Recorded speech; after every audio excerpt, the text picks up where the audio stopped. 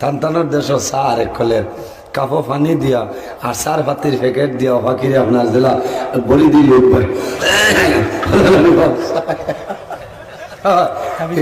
আপনার লেমন ঠিক আছে বলা মজা লাগে এর বাদে হইলায় ফান দেও 5 টাকার ফান ফান কত খান গুয়া কত খান ও বারবার একাতা করি মুখো জাগা হয় না বুঝেছেন আমরা দেশ এই ফান 20 টাকা বেশি বেলাই দিবা সুবহানাল্লাহ হইছে বলা ও আছে